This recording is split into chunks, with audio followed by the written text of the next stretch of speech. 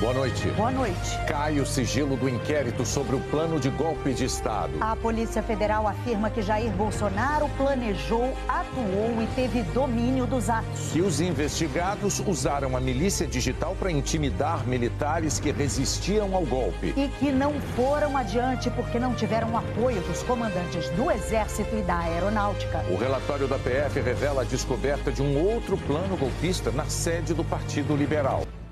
O ministro do STF, Alexandre de Moraes, enviou para a Procuradoria-Geral da República o inquérito da Polícia Federal que indiciou Jair Bolsonaro e mais 36 pessoas por tentativa de golpe e abolição do Estado Democrático de Direito. O ministro também retirou o sigilo dos documentos.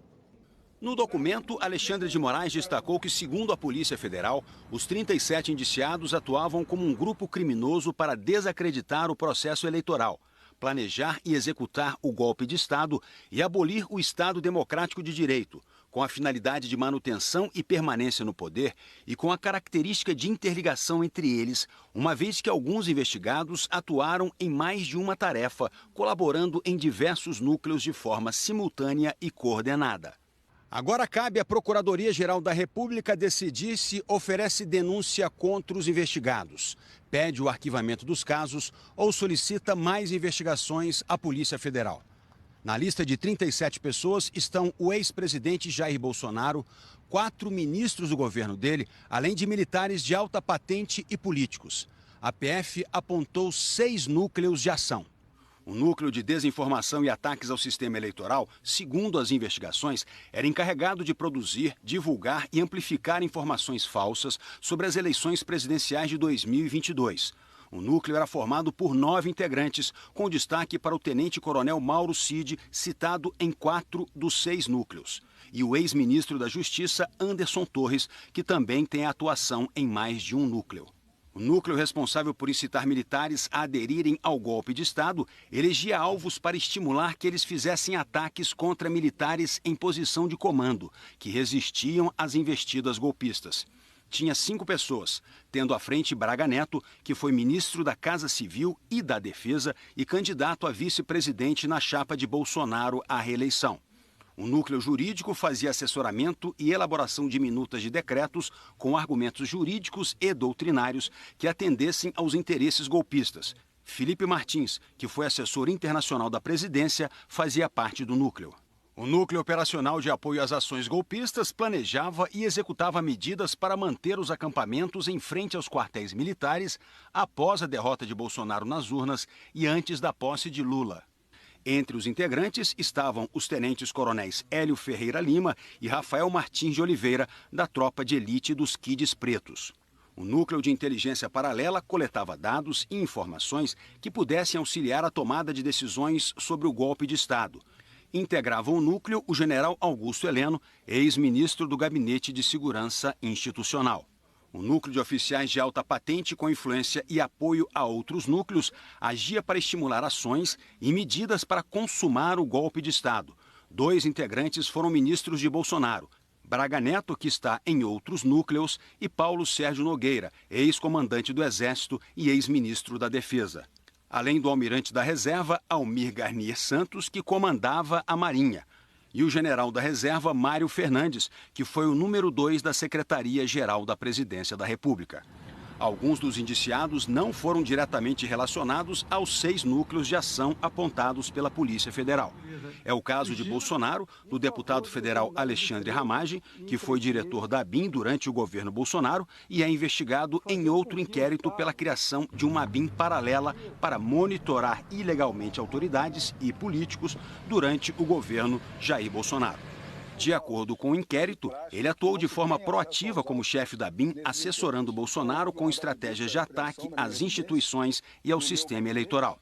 Na decisão, Alexandre de Moraes manteve o sigilo das investigações que envolvem o tenente-coronel Mauro Cid, ex-ajudante de ordens de Bolsonaro, que fez delação premiada. Segundo Moraes, porque ainda há investigações em curso e outras em fase de análise.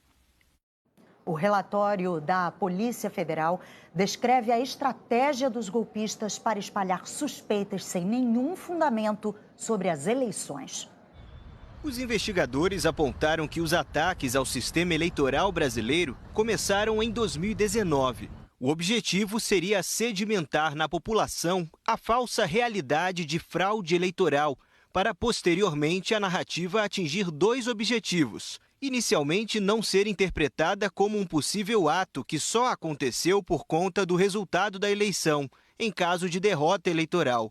E o mais relevante, ser utilizada como fundamento para os atos que se sucederam após a derrota do então candidato Jair Bolsonaro no pleito de 2022. A Polícia Federal destacou que o grupo produziu e espalhou um grande volume de informações falsas em vários canais, especialmente na internet, em que afirmavam sem provas que as eleições foram fraudadas. Segundo a polícia, os investigados sabiam que a narrativa falsa de fraude eleitoral, sendo disseminada por muito tempo, seria extremamente eficiente em seu público-alvo, já que o endosso de um grande número de usuários aumenta a confiança na informação que está sendo transmitida. O grupo continuou agindo da mesma forma logo após o fim das eleições de 2022, em que Lula se elegeu presidente. A Polícia Federal indicou que, mesmo cientes da inexistência de fraudes nas eleições realizadas em 2022, o núcleo começou a atuar de forma mais incisiva, utilizando a metodologia desenvolvida pela Milícia Digital para reverberar a ideia de que as eleições foram fraudadas, estimulando seus seguidores a resistirem na frente de quartéis e instalações das Forças Armadas, no intuito de criar o ambiente propício para o golpe de Estado. Enquanto um grupo tentava garantir apoio popular disseminando mentiras, outro núcleo jurídico atuava na produção de documentos, na tentativa de legitimar o golpe de Estado. A Polícia Federal colheu provas que evidenciam a participação de Jair Bolsonaro, Felipe Martins, Anderson Torres e Amaury Féres Saad na confecção da minuta de decreto de golpe. E citou a delação premiada do então ajudante de ordens de Bolsonaro, tenente-coronel Mauro Cid, que afirmou que o ex-presidente recebeu a minuta do decreto. O documento inicialmente previa a prisão de diversas autoridades, dentre as quais os ministros do Supremo Tribunal Federal, Alexandre de Moraes e Gilmar Mendes, além do presidente do Senado, Rodrigo Pacheco, e também decretava a realização de novas eleições devido a supostas fraudes no pleito.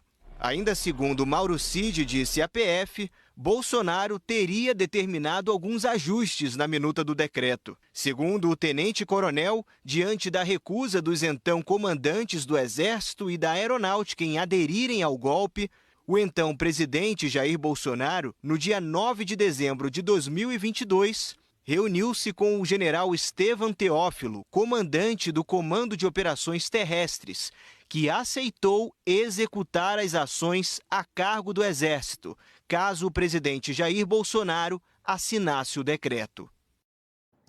Segundo a Polícia Federal, milícias digitais pressionaram militares em posição de comando a aderir ao plano golpista. Mas os comandantes do Exército e da Aeronáutica disseram não.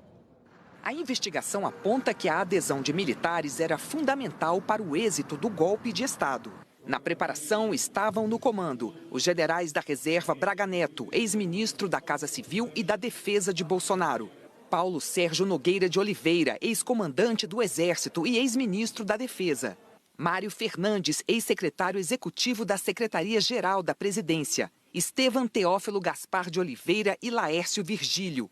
E o almirante da reserva e ex-comandante da Marinha, Almir Garnier Santos. Após a derrota de Bolsonaro, as mensagens trocadas entre os investigados se tornaram mais extremadas de acordo com a investigação. E os ataques digitais passaram a ser concentrados aos militares de alta patente, que se recusaram a aderir ao golpe. Segundo a PF, os então comandantes do Exército, General Freire Gomes, e da Aeronáutica, Brigadeiro Batista Júnior, rechaçaram qualquer adesão de suas respectivas forças ao intento golpista. Já o almirante Almir Garnier, que comandava a Marinha, ratificou sua adesão aos atos criminosos. Por isso, segundo a PF, os investigados continuavam a investir nos ataques pessoais contra